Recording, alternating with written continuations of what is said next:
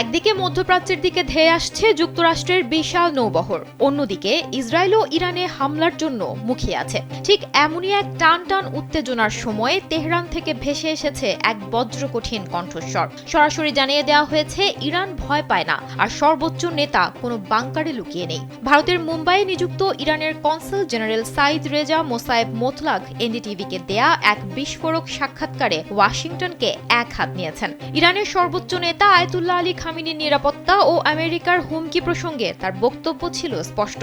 দেশটির সর্বোচ্চ নেতা খামেনি ভিডিও কনফারেন্স এবং সরাসরি বৈঠকের মাধ্যমে রাষ্ট্র পরিচালনা করছেন। দেশের মানুষের দৃষ্টিশক্তিকে সুরক্ষিত রাখার প্রত্যয় নিয়ে এলো সেফ এলইডি লাইট। অন্য রাষ্ট্রপ্রধানদের মতো তার নিরাপত্তা থাকাটা স্বাভাবিক, কিন্তু একে ভয় ভাবলে ভুল হবে। সর্বোচ্চ নেতা আয়াতুল্লাহ আলী খামেনি কোনো বাংকার বা গোপন আশ্রয়ে লুকিয়ে নেই। মোতলাকের দাবি, ইরানের অভ্যন্তরীণ বিক্ষোভ ছিল মূলত বিদেশি গোয়েন্দা সংস্থাগুলোর দ্বারা পরিচালিত একটি চক্রান্ত।